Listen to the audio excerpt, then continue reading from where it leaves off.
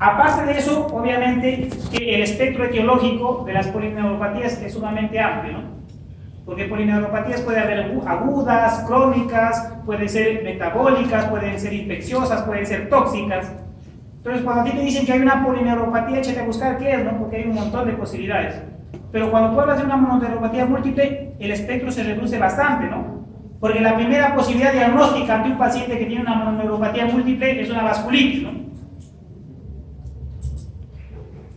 O sea, si tú tienes una paciente joven que hace una mononeuropatía múltiple, tienes que pensar de repente que está haciendo un debut de lupus, ¿no es cierto? Por ahí un síndrome de Sjögren, ¿no? O de repente una artritis reumatoide. ¿Ya? Entonces, ¿cuál es la diferencia? ¿Cómo se comporta una mononeuropatía múltiple? Se comprometen dos o más nervios, sí, pero de forma asimétrica. ¿Qué quiere decir eso? Que de repente te compromete la extremidad inferior izquierda, solamente, ¿no? Pasa un mes, de repente te coge un nervio del brazo, ¿no? De repente pasa un mes, otro mes se te compromete un nervio de la cara. Entonces, tiene algunas características de la mononeuropatía múltiple, que es asimétrica y es asincrónica, ¿no? No todos se presentan en el mismo tiempo.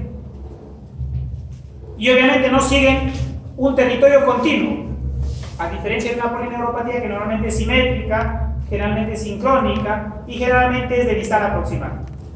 ¿Ya? Entonces, sabiendo ya, y una mononeuropatía, como dice, la afectación de un solo nervio. Por ejemplo, un ejemplo de mononeuropatía, las famosas neuropatías por atrapamiento, que ustedes cuando sean médicos se van a cansar de verlas. Dentro de las mononeuropatías de atrapamiento, la más frecuente es el síndrome de túnel carpiano. Túnel carpiano, ¿en quién van a ver? En diabéticos. Túnel carpiano, ¿en quién van a ver? En gorditos. Túnel carpiano van a ver en quién, en pacientes trabajadores, por ejemplo, los de Silsa, los conductores, los barrenderos, todos ellos hacen síndrome de atrapamiento del nervio mediano, ¿no? Y así como se atrapa el mediano, se puede atrapar el cubital, se puede atrapar el peroneo, el tibial, el famoso síndrome de túnel tarsiano, el síndrome de Guillain, el síndrome de Guillain, ¿no es cierto? Todas esas cosas pueden generar atrapamientos de nervios. Entonces, no se vayan a olvidar que las lesiones de nervio específico o neuropatías pueden ser mononeuropatías múltiples o polineuropatías. Después de esto, ¿quién podemos encontrar? Las famosas enfermedades de la unión neuromuscular, ¿no? Y ustedes seguro que en alguna parte lo van a hacer, pero es importante que recuerden si son de presinápticas o sinápticas o son postsinápticas, ¿no? O sea, ustedes de todas maneras tienen que saber en algún momento qué es una miastenia, qué es un síndrome de Lamberito, porque entonces, no sé si creo que el doctor Lenny, que me parece que va a hacer la clase, en todo caso de acá les voy a dar un pequeño dato. Entonces, la idea primaria de toda esta introducción es que cuando ustedes hablen de polineuropatías, es demasiado pequeño el término para referirse a patología del sistema nervioso periférico, ¿no? Ustedes tienen que entender que hay desde neuronopatías hasta patología de la unión neuromuscular. Y en algunos casos, algunos libros, algunos autores consideran la patología muscular dentro del estudio del sistema nervioso periférico. ¿Ya? Entonces ustedes ya saben hasta el cansancio más o menos cómo es la distribución somatotópica de la... Entonces ahí tenemos un corte de una médula. Ustedes biológicamente ya saben que la parte anterior siempre es motora, la parte posterior siempre es sensitiva. Eso es biológicamente desde que se forma el tubo neural, ¿no? A excepción en el tronco, que por la extensión o por la dilatación del sistema ventricular, las estructuras sensitivos sensoriales se empiezan a lateralizar, ¿no es cierto? En algún momento, seguro ustedes han visto por eso los síndromes alternos, que han visto que tienen algunas características particulares, ¿no? Entonces ahí vamos a ver por la parte posterior ventral, ahí es importante recordar al ganglio espinal, ¿no es cierto? Los ganglios espinales, las raíces que forman la raíz posterior, la raíz anterior, se forman para formar el nervio espinal, ¿no es cierto? Entonces, otra cosa que es importante es recordar a la fibra a una fibra mielinizada, ¿no? Entonces ustedes saben que es de vital importancia recordar que la mielina es la principal determinante de la velocidad de conducción a nivel del sistema nervioso periférico, ¿no? La producen las células de Schwann, ¿no es cierto?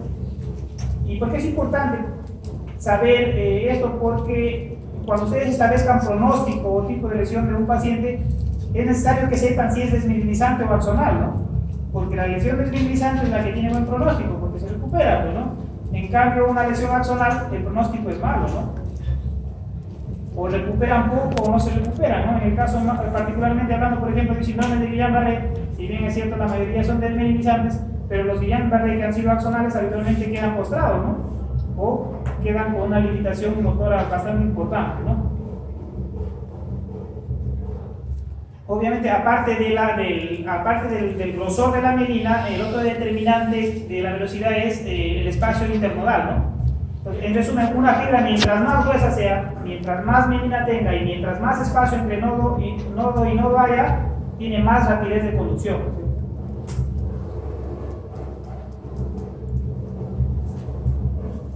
Estos son algunos signos que vamos a ver hablando de las... Otra cosa que es importante, por ejemplo, acá siempre confunden los términos, algunos signos de denervación, confunden bastante lo que son las fibrilaciones con las fasciculaciones. Solamente para hacerles recordar más adelante que las fibrilaciones no son clínicas, digamos, o sea, tú no puedes ver una fibrilación clínicamente, solamente la detectas por electromiografía. Son unidades de pequeña amplitud y generalmente son rítmicas, son sincrónicas. En cambio, una fasciculación es una contracción espontánea que es irregular arrítmica y esa sí tú la puedes ver. O sea, cuando el músculo salta, cuando el paciente te venga, por ejemplo, a decir que siente que le camina gusanos en los brazos o en las piernas y tú lo ves como si estuviera latiendo, no sé si ustedes han visto en alguna oportunidad cuando sacrifican animales, reses o chanchos, después cuando lo cuelgan, ustedes ven que la carne estuviera como estuviera latiendo, esas son las fasciculaciones, ¿no? Entonces, cuando ustedes vean eso en los humanos, por ejemplo, si bien es cierto, hay algunas patologías no estructurales, no orgánicas que pueden generar las fasciculaciones. En el contexto de un paciente que tenga debilidad, por ejemplo, y que empiece a atrofiar y tenga fasciculación, lo más probable es que tenga una enfermedad de motoneurona, ¿no? Las enfermedades de motoneurona tienen clínicamente como una de las principales manifestaciones las fasciculaciones. O sea, por ejemplo, yo te digo, en el contexto de un paciente que progresivamente vaya haciendo atrofia de una extremidad y que tú le veas que aparte de la atrofia está haciendo algunos signos combinados de primera y de segunda motoneurona y que le veas fasciculaciones, es muy sugestivo de que tenga una enfermedad de motoneurona. Y si el paciente tiene entre 45 a 50 años y está debutando, lo más probable es que sea un ELA, o sea, una esclerosis lateral amiotrófica, ¿no? Con un diagnóstico diferencial obviamente de una patología cervical alta, ¿no? Entonces ya les había dicho, dentro de lo que son el otro grupo, aparte ya de las neuronopatías que hemos conversado un poquito, pero van a ver más adelante cuando ya hablen específicamente de enfermedades de motoneurona, las radiculopatías, ¿no? Las radiculopatías en nuestro medio es muy importante, ya es muy importante, entonces hay que saber cómo reconocerlas. Entonces, para reconocer una radiculopatía tienes que saber bien dermatomas y miotomas, ¿no? ¿Qué es un dermatoma? Es la zona de inervación que corresponde a una raíz. ¿Y qué es un miotoma? El grupo de músculos que dependen de una determinada raíz.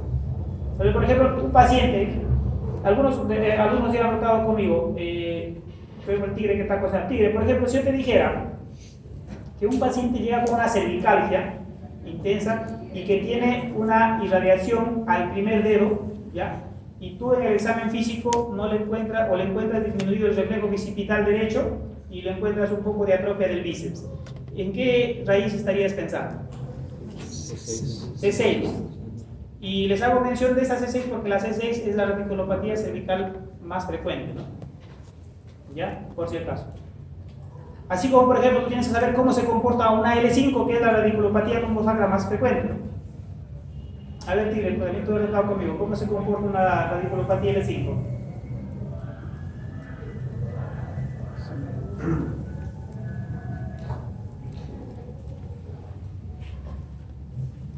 Un dolor lumbar, doctor, que se va a dónde? Que se irradia por el glúteo y llega a dónde? A la cara lateral de la pierna, doctor, y por encima en el dorso del pie, ¿no? ¿Y dónde podrías encontrar la atrofia? Le miras bien su tensor de la fascia lata, ¿no? Y le podrías mirar bien los músculos pretibiales, ¿no? Y obviamente si tiene un poco de debilidad para la dorsiflexión del pie. Es típicamente una L5. Una más fácil, mire, una S1, ¿cómo se comporta?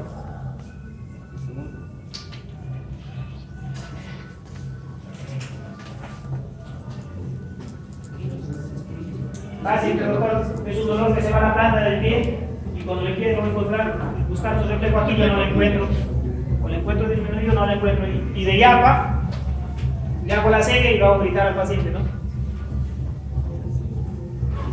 Ya, entonces si un paciente tiene dolor que se va a la planta del pie que tiene por ahí la cegue y tú no le encuentras el reflejo aquilio, una posibilidad alta es que sea una radiculopatía de eso, ¿no? Obviamente con el diagnóstico diferencial de una lesión del ciático, ¿no? Como el ciático es un nervio más grande, ¿no es cierto? Podría también, aparte de la debilidad para la extensión del pie, podría también tener una debilidad para la dorsiflexión, ¿no? En cambio, la lesión de la S1 básicamente es a la extensión. Hoy día, por ejemplo, con sus compañeros hemos visto una L3, ¿no? ¿Sí, no? Sí. A ver, explícales qué venía diciendo la paciente.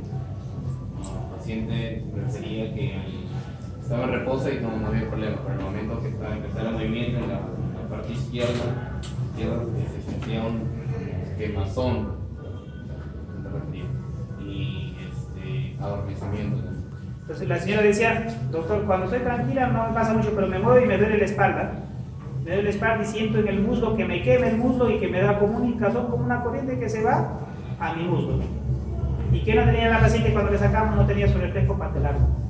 Obviamente con ella podemos confirmar que era L3 porque le hicimos electromiografía, ¿no? Y vimos que tenía denervación en los aductores, ¿no? Y en el vasto interno, ¿no? Y no tenía en el vasto externo, ni en el tibial, ni tenía en iliosoras que nos descartaba las otras raíces, ¿no? Entonces en ese caso, por ejemplo, la paciente tenía una radiculopatía L3. Entonces las radiculopatías, lo que les quiero transmitir es que tienen compromiso de dermatoma o de miotoma. Entonces para saber cómo es una radiculopatía, tienen que saber el dermatoma y el miotoma de cada uno. Por ejemplo, si a mí me da la gana en el examen de preguntar, yo les digo, ¿sabes qué? En el caso clínico paciente que sufre un traumatismo, ¿no es cierto? Y llega a la emergencia refiriendo que tiene un dolor lumbar y tiene sensación de adormecimiento en silla de montar. ¿Usted en qué compromiso pensaría? ¿Cuál sería tu diagnóstico presuntivo, no? Si un dolor se va así, se va a la parte inguinal, tendrías que pensar que es un L2, ¿no? Un silla de montar, ¿no? ¿No es cierto? Ya. Por ahí si te digo un paciente que sufre un síndrome de latigazo y llega a la emergencia porque tiene una cervicalgia que se irradia al tercer dedo de la mano y se encuentra disminuido el reflejo tricipital. Que ahí tendrías que empezar en C7, pues. Y te digo un paciente que refiere de un año de evolución y una cervicalgia que se irradia al quinto dedo y en el examen físico se encuentra atrofia de los interóseos. ¿Qué pensarías? C8 T1, ¿no? Entonces, más o menos así las preguntas van a ser para identificar en la parte específicamente de las raíces, ¿no? Muy bien, cuando nosotros hablamos de plexopatías, ya cuando hablamos de plexo, como origina varios nervios, entonces estaríamos pensando en lesiones que son un poco más extensas, ¿no? O sea, tú cuando comprometes un plexo, hablarías ya de una monoparesia, ¿no es cierto? Que puede ser una monoparesia del miembro superior o una monoparesia del miembro inferior, ¿no? Dependiendo si el compromiso del plexo cervical o del plexo lumbosacro, ¿no? O si es un compromiso del plexo braquial, ¿no? Eso lo van a volver a ver los plexos, por ejemplo, cuando hay lesión de la parálisis de Kunkel y la parálisis de Ruchet, ¿no? Cuando vean bien, se les van a preguntar a cada rato, ¿no? Que son lesiones obstétricas, ¿no? Cuando hay presentaciones en la presentación de los fetos, ¿no es cierto? A veces tienen que forzar, por ejemplo, cuando son presentaciones de cara, ¿no? Les lucen y a veces les tienen que hacer tracción, ¿no? Para hacer tracción, las objetas a veces producen parálisis de Ruchet o la parálisis de Kunkel, ¿no? Entonces, eso es importante que identifiquen. Las otras tipos de lesiones de los plexos habitualmente son lesiones traumáticas. Es muy frecuente gente que venga de la selva, por ejemplo, que por allá ustedes seguro algunos conocen, la gente se desplaza bastante en motos lineales, ¿no? Incluso te alquilan motos lineales, ¿no? Dejan ahí las motos o hay un conductor y a veces hay accidentes y los pacientes caen brazo abierto, ¿no? Se caen ahí y hacen extracción y a veces se lesionan la clavícula, ¿no? Y viene el traumatólogo, apertura de clavícula, te operamos, pero les operan, ya después con terapia recuperan, ¿no? Pasa 3 meses, 4 meses y el paciente no recupera, pero el doctor me dijo que era solamente lesión de clavícula y no recupera, ni va a recuperar porque ya pasó 4 meses, lo más probable es que haya arrancado su plexo braquial, ¿no? Y recién después de un año vienen a hacer la electromiografía, cuando ya que hay una denervación, ya el paciente, signos de que el plexo braquial se ha destruido, ¿no? Si le hagas rafía, difícilmente lo recuperes, ¿no? Pero si tú a ese paciente que se cae, aparte de ver la lesión ósea, también haces un estudio neurofisiológico que puede ser una electromiografía o de repente un potencial somatosensorial, podrías determinar que está lesionado el plexo y podrías salvarle, pues de que en el futuro haga la plejía, ¿no? Entonces, esa es más o menos la manera, o a veces hay traumas lumbares, ¿no? A veces hay gente ha habido que jugando fútbol saltan y les dan un rodillazo en la espalda, por ejemplo, ¿no? Y les lesionan el plexo y después poco a poco va haciendo y la pierna se va hipotrofiando, ¿no? Se va perdiendo, se va poniendo débil y te hace una electromiografía, mucha lesión del ciático, ¿no? Entonces estas lesiones se trata de determinar en el momento agudo porque ahí puedes tú hacer alguna conducta, pues no puedes modificar porque si no podría quedar seculado el paciente. Obviamente también hay otro tipo de plexopatías que son, por ejemplo, metabólicos. Los pacientes diabéticos pueden hacer, por alteración por la hiperglicemia misma, pueden hacer plexopatía, ¿no? ¿Ya? Entonces, no se olviden que el patrón de la plexopatía es comprometer grupos musculares mucho más amplios, ¿no? Generalmente ya originan paresia o parálisis de una extremidad completa, ¿no? Dependiendo si son, como les digo, braquiales o lumbosacras, ¿no? Las lesiones de nervio, como les había dicho, básicamente mononeuropatías, polineuropatías o mononeuropatías.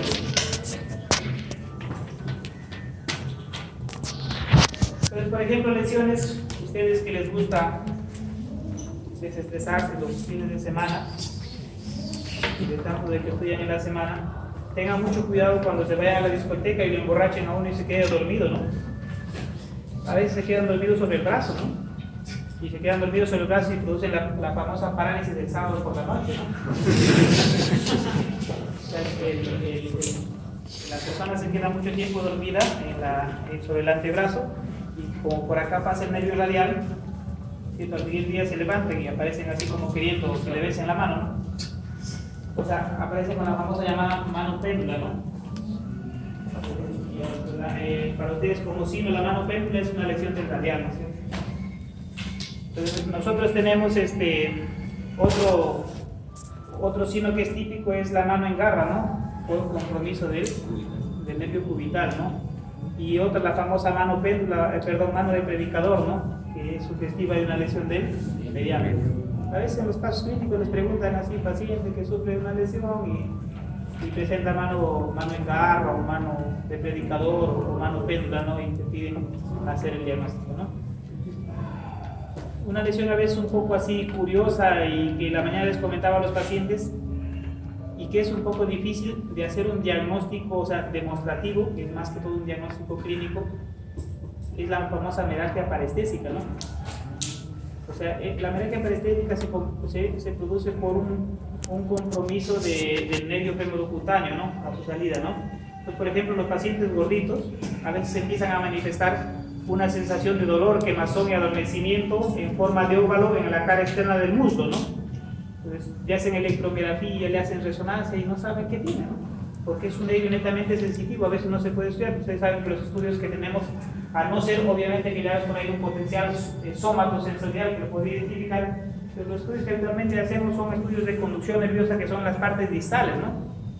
Y ahí cuando se quiere hacer el nervio femorocutáneo, como es un nervio demasiado profundo, es bien complicado hacerlo, llegarlo a estimular. Entonces el diagnóstico a veces se sospecha solamente por la clínica.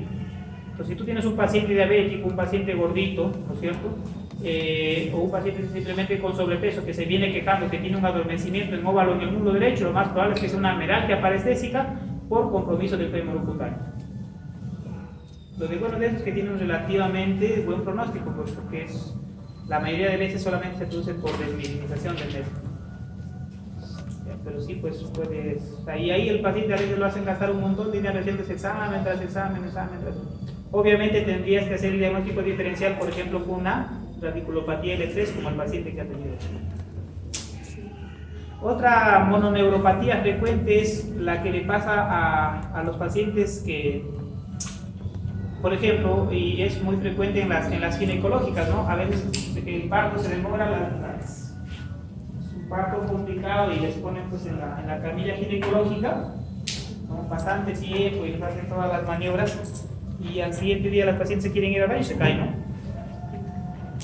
Así que cuando tú te evalúas tienen una debilidad en la dorsiflexión de los pies, ¿no? Lo que pasa es que en las sillas ginecológicas mucho apoyan demasiado tiempo y hacen neuropraxias del peroneo, ¿no?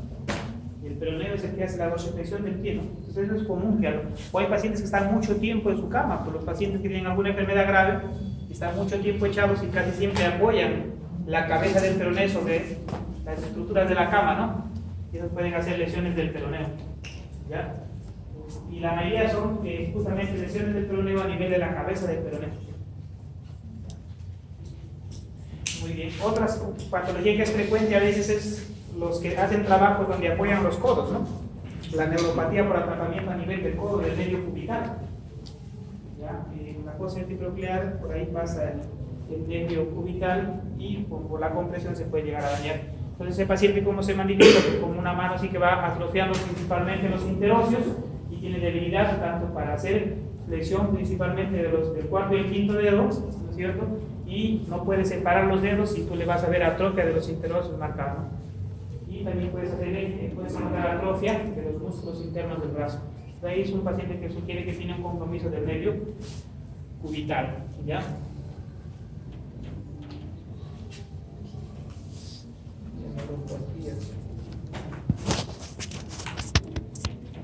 Este concepto sí es importante que lo sepan porque les han preguntado un montón de veces en los exámenes. ¿Qué es una neuropraxia? ¿Qué es una autonomía? ¿Qué es una neuronomía? Entonces, cuando hablamos de una lesión neuropráctica, habitualmente es una lesión, la menos severa de todas, ¿no? Y hay una correlación importante entre que aquí en este tipo de lesiones principalmente se compromete la mielina, ¿no? Y el componente axonal que pueda producirse en este tipo de lesiones mínima, ¿no? La mayoría de lesiones compresivas, por ejemplo, empiezan así haciendo como neuropraxia. Si la lesión es un poco más intensa, el mecanismo más intenso puede producir axonomesis, o sea, ya ruptura de axones en sí, ¿no? Que puede ser pues, leve como la severa. Y si se rompe todo el nervio con toda la vaina, ahí hablaría de una neuromesis, ¿no? Entonces, el peor pronóstico obviamente es un paciente que hace pues, neuromesis, ¿no? No se vayan a olvidar de ese tipo de lesiones, ¿ya?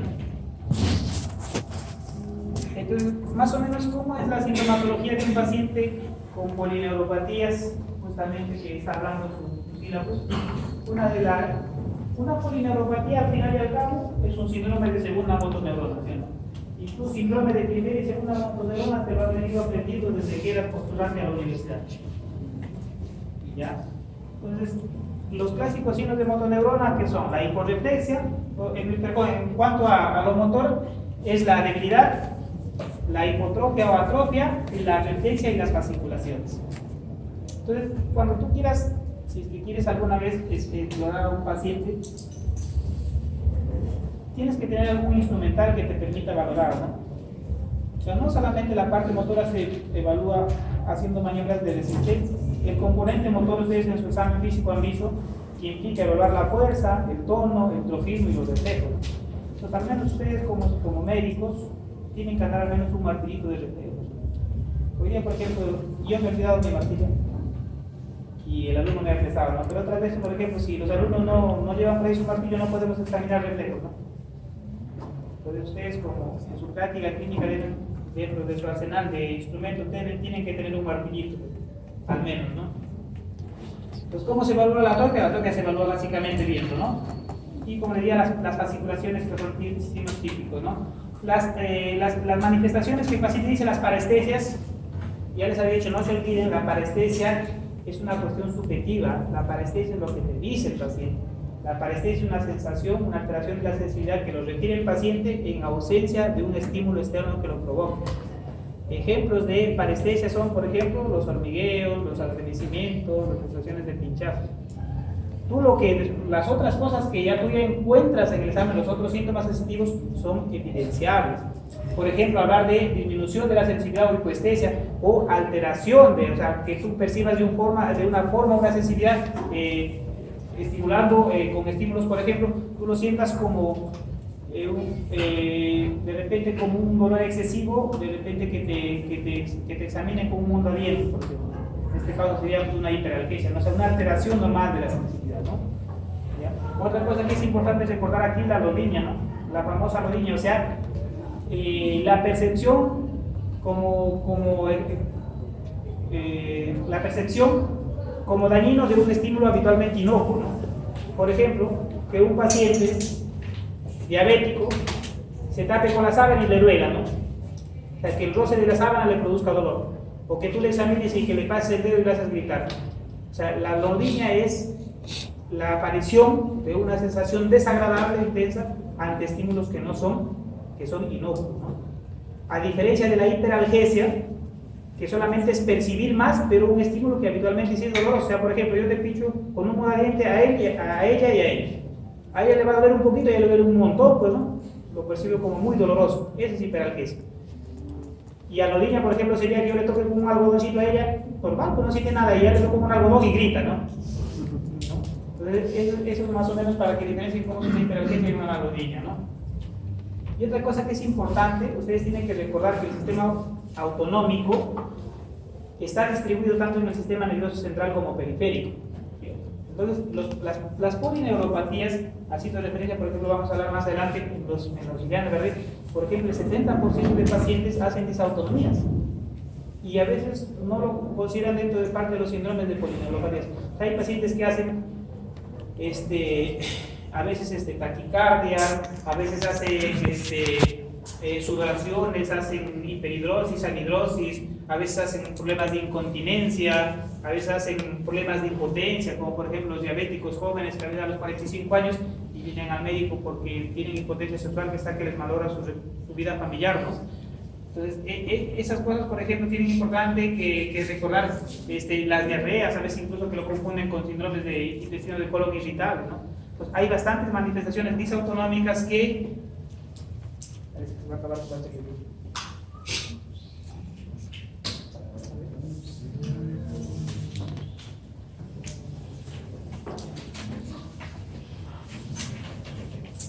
Muy bien, eso es más o menos otra cosa que es importante, y eso sí, clínicamente, ¿cómo diferenciarías una axonal y una desvisación? El diagnóstico definitivo para diferenciar una lesión desvisación y una axonal es que tú le hagas una prueba neurofisiológica. Pero clínicamente, ¿cómo tú sospecharías que sea una desvisación? Porque las desvisaciones son más súbitas. O sea, depende de hacer un compromiso generalizado. Las axonales, en cambio, son un poco más larvadas, poco a poco, ¿no? Ya es una cosa importante que tienen que recordar, ¿ya? Otra cosa que las lesiones desmielizantes quizá hacen un poco más de compromiso sensitivo que las axonales. No se olviden, entonces, en las axonales más se ve esa típica idea que ustedes tienen del patrón distal, ¿ya?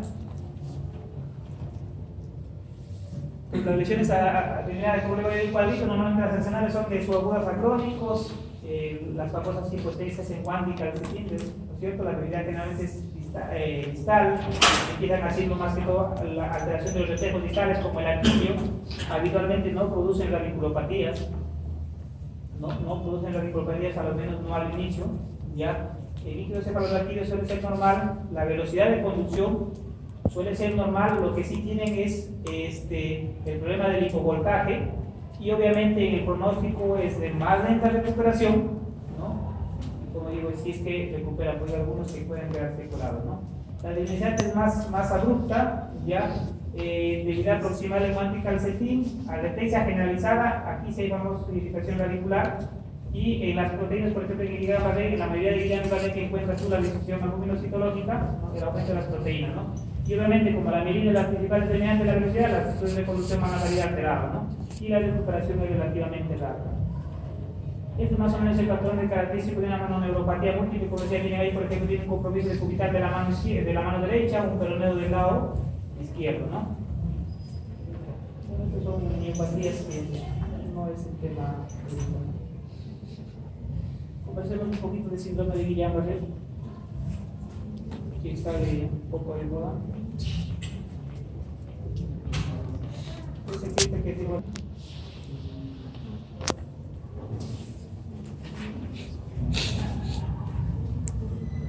Pero antes de seguir, más o menos ha quedado claro cómo es la patología del sistema nervioso periférico, ¿no? Sí, ¿no? O sea, ya podía preguntarles entonces en el examen y alguna cosa para que, obviamente confiando en ustedes que ustedes estarán estudiando, pueden hacer las preguntas un poquito más difíciles, ¿no?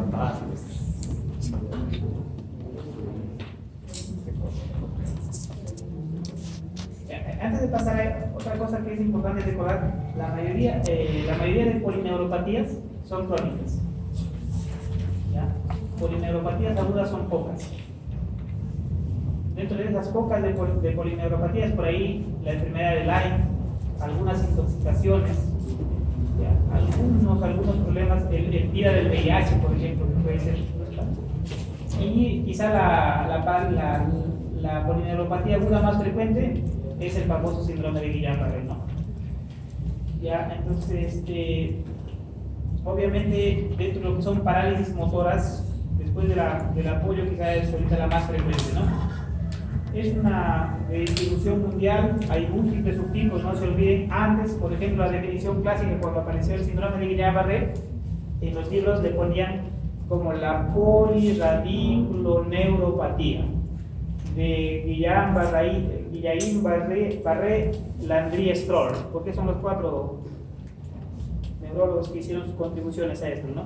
Así le llamaban. Entonces, hacía referencia, el nombre era descriptivo, ¿no? Pero una afectación de varias raíces nerviosas y de varios nervios, básicamente de aspecto motor. Entonces, una poliradiculoneuropatía motora aguda, o sea, acaba de entender que era la progresión no pasaba de 4 semanas, ¿ya? Y cuando lo describían decían que era una debilidad que empezaba en las extremidades y que iba progresando poco a poco hasta comprometer. Si es que progresaba en el curso de la enfermedad, podía comprometer extremidades superiores y la musculatura buena, ¿no? Pero esa idea, pues, de que ahora que se va de abajo para arriba es un poco ya desfasada, ¿no? El Guillain-Barré te puede empezar de arriba para abajo, de abajo para arriba, de derecha a izquierda. Si quieres, se puede meter solamente en tu cara y puede seguir siendo Guillain-Barré. Entonces, las definiciones tradicionales de los libros ya no aplican. ¿Ya?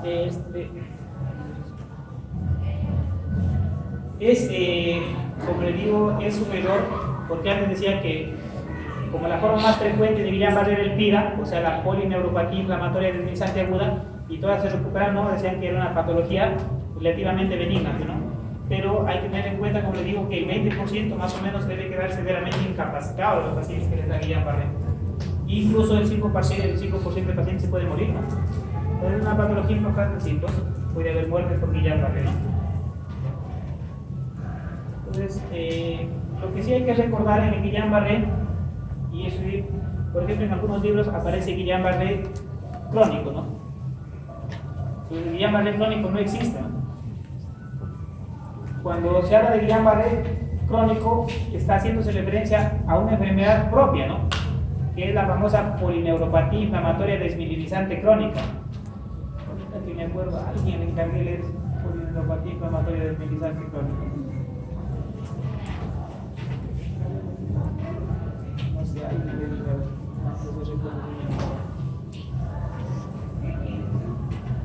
sí, doctora, ya. A ver, doctora, cuéntenos un poquito de la polineuropatía inflamatoria desmielinizante crónica. Vente, doctora, para que escuche, estaría el doctor allá, que no se me vaya a dormir. Es una polineuropatía que afecta mayormente a inmunidad. Afecta, es un componente tiene componente mixto, mayormente más encontrada y es de componente simétrico, tiene un uso crónico, mayormente la etiología que encontré estaba con 50 años en una fotografía y en otra decía entre 60 y 70. ¿Cuál es la característica principal? ¿Por qué cree que se llama polineuropatía inflamatoria desmielinizante crónica? ¿Cómo tú reconoces un paciente? Es un paciente que parece que hiciera Guillain-Barré a cada rato. ¿Ya? Hace brotes. ¿Ya? Es un paciente que hace un cuadro, por ejemplo, una cuadriparesia, lo sacas del brote, de repente por ahí le puedes utilizar plasmaferis o inmunoglobulina en el brote. Al año le vuelve a dar otro. Al año le vuelve a dar otro. Una vez que haces el diagnóstico, le das corticoide y una respuesta espectacular, ¿no? Y eso no pasa con el Guillain-Barré, ¿no?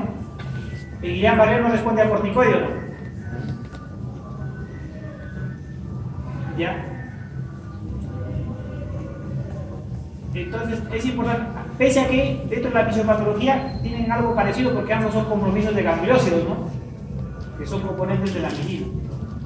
La diferencia es que uno responde al corticoide y el otro no responde al corticoide. Que uno tiene más compromiso, como dice la doctora, más sensitivo que el otro. El Guillain-Barré es más puramente motor, en cambio el otro sí puede comprometer a los nervios sensitivos. Al principio el paciente puede volver a su estado basal, pero conforme pasa el tiempo el paciente va haciendo cada vez compromiso y va sumando daño. A la final el paciente puede llegar a tener compromiso axonal incluso. O sea, empieza a comprometer el axón aparte de la mielina. ¿Ya? Hay algunos estudios últimamente que están utilizando inmunosupresores y algunos biológicos con buena respuesta, como el rituximab, por ejemplo. Dentro de los inmunosupresores, la cetropina, la ciclofosfamida todavía sirven para PIDC. Preguntan por si acaso PIDC, a veces no se me debe olvidar. Entonces, eso hacía colación, ¿por qué? Porque habitualmente un desencadenante, sea el que fue infeccioso, tóxico, una vacuna, lo que sea, actúa, ¿no es cierto?, después de un periodo de ventana, ¿no es cierto?, que habitualmente es la mayoría de veces entre 3 a 4 semanas, ¿no es cierto?, aparece la debilidad, ¿no es cierto?, que hace un cuadro de progresión, que ustedes tienen que recordar que la progresión de la enfermedad no debe pasar de 4 semanas para ser considerado Guillain-Barré. Porque si no se excluye que sea, si la enfermedad sigue progresando después de 4 semanas, se excluye que sea Guillain-Barré. Obviamente también tiene una meseta que puede durar, ¿no es cierto?, tiempo indeterminado, y empieza un proceso de recuperación de la enfermedad. Entonces, cuando nosotros hablamos de progresión, hablamos solamente de semanas, ¿no es cierto? La meseta puede durar meses, y la recuperación, en caso de los axonales, por ejemplo, puede durar años. Obviamente, eso estamos hablando más, es un patrón para axonales, ¿no? Como decía, las debilizantes cambian un poco el patrón.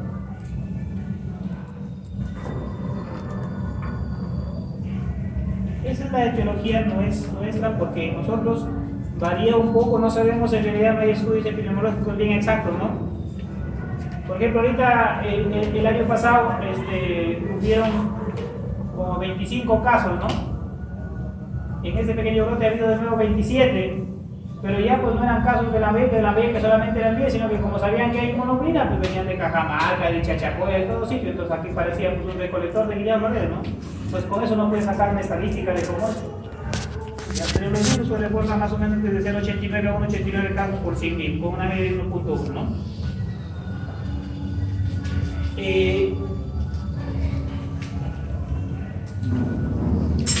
La mayoría de veces, como les habíamos dicho, es precedido de una infección. Las infecciones más asociadas son las gastrointestinales y las respiratorias y las inmunizaciones. Entonces, dentro de los gérmenes que más se han identificado, una de las principales etiologías que se ha asociado es el Campylobacter jejuni, ¿no? Y generalmente el Campylobacter jejuni se ha asociado a formas axonales, ¿no? O sea, se ha asociado a peor pronóstico. ¿Ya? O sea, cuando tengan diarrea, tengan inmunamasa cuando es una gripe, ¿no? Otros virus, como el citomegalovirus, Epstein-Barr, varicela zoster, ¿no es cierto?, el VIH. El VIH tiene una particularidad cuando hablamos. Por ejemplo, todo paciente, tú sabes que dentro de los exámenes laboratoriales tienes que pedirle una punción grupal para extraer líquido y puedas determinar si hay disociación albumino-citológica, ¿no? Entonces, ¿qué quiere decir la disociación albumino-citológica? Que tiene pocas células de alta proteína, ¿no? Pero en el VIH puede ser Guillain-Barré teniendo alta celularidad y poca proteína. Es un poco la diferencia del comportamiento del líquido en un VIH con un paciente inmunocompetente. Algunas bacterias como el micoplasma, la enfermedad de Lyme que les había dicho, algunos linfomas y algunas enfermedades autoinmunes sistémicas. Ya, es como les había dicho, y hematos axonales más severos, más asociados a gangliósidos GM1 y GM1A, ¿no? Y obviamente tiene un peor pronóstico.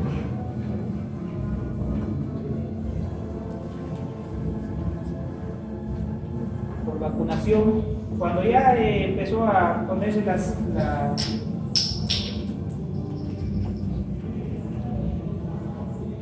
vacunas acá en el seguro, hubieron un par de casos acá en el hospital post-inmunización, que no es frecuente, ¿no?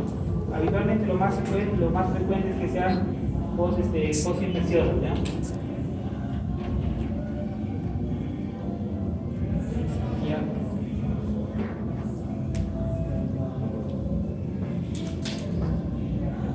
Ya por derecho, hasta hace 20 años había un desorden homogéneo, la seguridad dependía del daño axonal secundario que había o no, pero sí había una definición efectiva, ¿no? Y habitualmente, como decía, la regeneración axonal es lenta y poco precisa, ¿no? En algunos casos podría dejar. Antes, ¿cómo clasificabas a Guillain-Barré? A Guillain-Barré decía, hay 4 tipos de Guillain-Barré.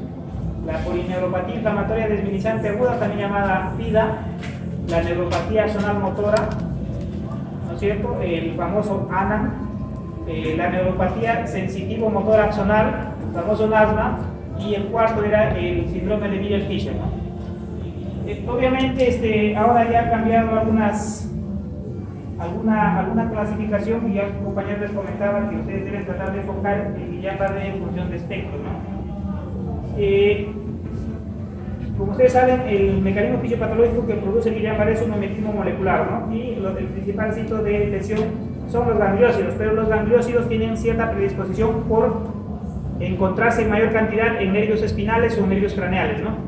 Los clásicos, el GD1, GM2, el GD, el G1DA, habitualmente están en nervios espinales. En cambio, los gangliósidos tipo G1B están más en los nervios craneales. Entonces ahora se habla, quien tiene más afectación por los gangliósidos clásicos será el espectro Guillain-Barré típico, y los que afecten los gangliósidos G1B serán el espectro Miller-Fisher, ¿ya? Y dentro del espectro Miller-Fisher habitualmente hay compromiso de nervios craneales, incluso hay compromiso del nivel de conciencia, como por ejemplo la famosa encefalitis de Bickerstaff, ¿no? Que puede producirse en personas un poco inmunodeprimidas.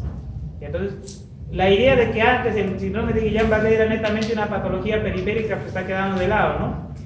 Porque se ha visto que puede tener cierto compromiso del sistema nervioso central. Y entonces, esa es la definición clásica, pero últimamente está cambiando, ¿ya? Entonces, ahí el mecanismo por que se produce es mediado moralmente, ¿no es cierto? Un daño por anticuerpos y el mimetismo molecular, ¿no? ¿Ya? No se vayan a olvidar eso. Las células de daño son las células de Young, ya las habíamos visto que se dañan la mielina.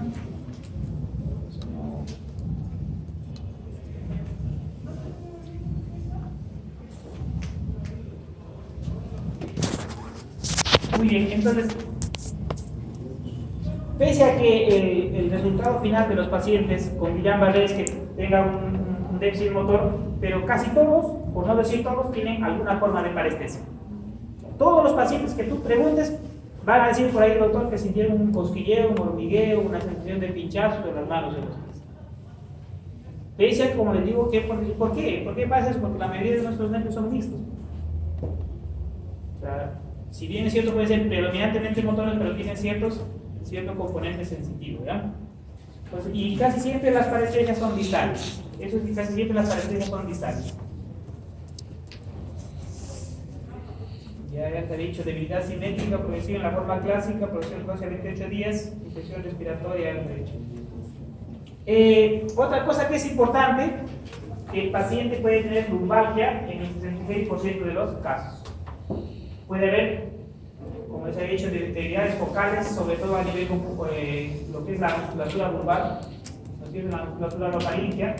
El 30% más o menos va a necesitar, o va a ser insuficiencia respiratoria y va a necesitar unidad crítica, ¿no? 15% hace compromiso de oculomotores. Lo que antes, por ejemplo, excluía, decía que quien tiene compromiso de esfínteres no es Guillain-Barré, ¿no? Pero se debe determinar que hasta 15% de pacientes pueden hacer infección urinaria. Ya,